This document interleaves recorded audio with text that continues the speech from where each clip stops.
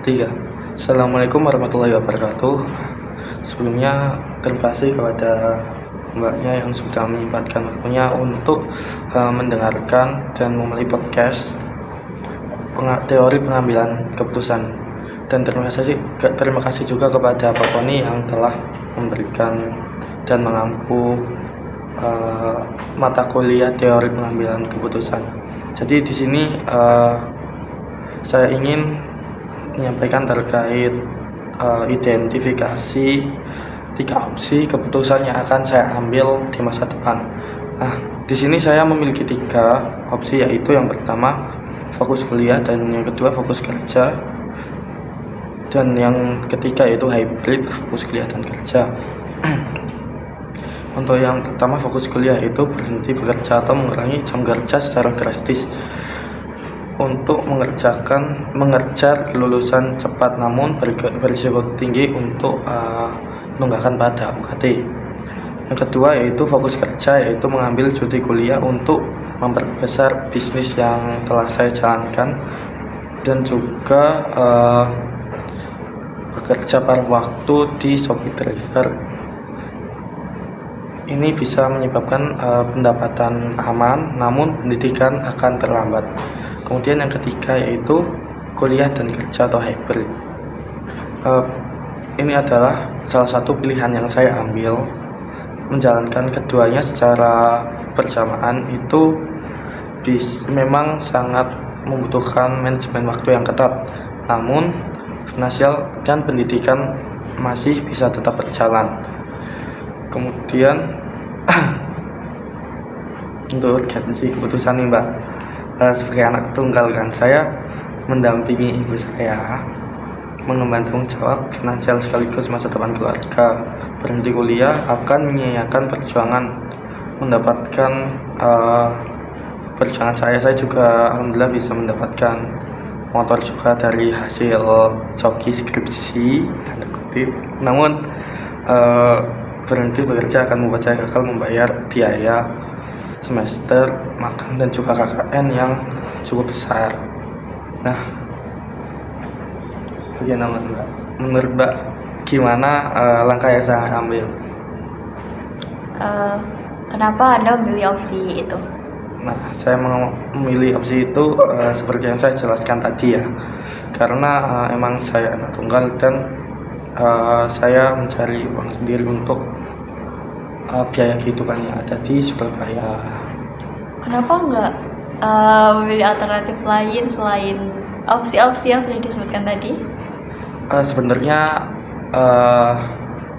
saya memang ingin berkuliah dari dulu Mbak, tapi memang sedikit terkendala sama biaya, dan saya ingin memperjuangkan kuliah saya, dan selagi saya bisa berkuliah sambil kerja, why not gitu kan. Terus kan udah kayak gitu, kemudian risikonya kan sudah pasti tahu ya. Risikonya itu dari keputusan yang sudah Anda ambil itu kira-kira apa? Risiko yang paling besar? Sebenarnya untuk risiko sendiri itu tidak besar, cuman kemungkinan dari nilai dan juga tingkat pendapatan itu nggak bisa maksimal. Jadi nilai saya itu cukup lah, tapi untuk pendapatan juga saya masih bisa mendapatkan penghasilan juga untuk kebutuhan hidup saya di Surabaya. Seperti itu Mbak. Cuman agak capek aja untuk mengatur jadwal waktu buat buat membalancekan antara kerja sama berkuliah, apalagi juga ikut organisasi juga. Seperti itu Mbak. Bagaimana kalau misalnya asumsi-asumsi itu tadi bisa salah? Setidaknya kan kita sebagai manusia itu hanya bisa merencanakan ya Mbak ya, untuk hasilnya nanti itu kita serahkan kepada Tuhan. Yang penting kita itu udah usaha. Apakah itu nanti asumsi saya salah, ya udah nggak apa-apa, setidaknya kita evaluasi dan kita mau berkembang setiap hari gitu kan. Terus bagaimana jika kondisi ekonominya besok itu tiba-tiba berubah? Kalau seperti itu mungkin kalau berubah ya, kalau berubah menjadi baik, lebih baik alhamdulillah sih. Tapi kalau Iya. lebih buruk ya, setidaknya saya sudah mencoba semua hal yang udah saya lakukan. Mungkin saya akan mencari alternatif lain, di mana cara apa ya istilahnya, mungkin saya juga akan lebih fokus sedikit ke kerja dan sedikit meninggalkan perkuliahan kalau semisal apa namanya ekonominya itu memburuk seperti itu, Mbak. Kemudian apa dasar teoritis dari keputusan Anda itu? Sebetulnya untuk dasar teori-teori itu saya nggak ngambil dasar dimanapun ya, Pak ya. Tapi saya lebih ke memakai logika saya sendiri. Jadi untuk teori-teori sendiri saya nggak ada acuan yang jelas. Tapi saya sudah punya istilahnya manajemen risiko, di mana itu juga sudah saya pelajari. Untuk teori jelasnya, nama teorinya sendiri saya kurang paham. Tapi di sini saya sudah belajar banyak hal tentang manajemen, mulai dari teori pengambilan keputusan, manajemen risiko dan sebagainya juga. Jadi saya mungkin menerapkan semua yang saya pelajari di kuliahan tersebut untuk menjalani kehidupan seperti itu, Mbak. Kemudian bagaimana probabilitas keberhasilan dari keputusan yang sudah Anda ambil itu? Untuk keberhasilannya sendiri, alhamdulillah sampai sekarang ini saya masih bisa berkuliah dan juga masih bisa melanjutkan kehidupan saya di Surabaya. Nah, itu merupakan salah satu apa ya, dulu itu hal yang saya impikan itu bisa berkuliah dan sekarang akhirnya bisa terpenuhi walaupun agak struggle juga. Cuman alhamdulillahnya sampai saat ini masih bisa lanjut kuliah dan insya Allah tahun depan bisa lulus dengan nilai yang bagus. Amin. Terakhir, bagaimana rencana mitigasi dari risiko Anda? Untuk manajemen risiko sendiri di sini sebenarnya saya juga sudah membagi tentang probabilitas kesuksesan, potensi risiko dan manfaat dampak jangka panjang, bisa dilihat di sini. Nah, itu intinya nanti saya tampilkan di sini.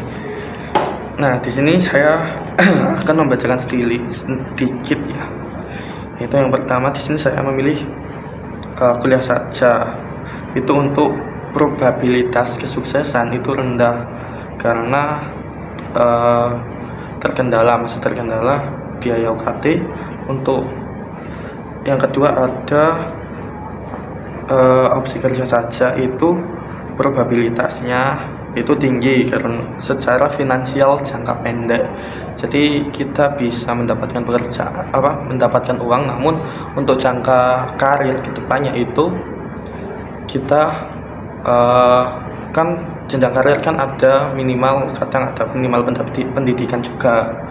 Itu merupakan salah satu kendala ketika saya memilih kerja saja. Kemudian yang ketiga yaitu kerja dan juga kuliah atau hybrid ini untuk probabilitasnya itu sedang dikarenakan keduanya balance. Untuk pendidikan nggak bisa dipus pendidikan aja, jadi untuk nilainya juga cukup untuk kebutuhan yang ada di Surabaya juga bisa terpenuhi.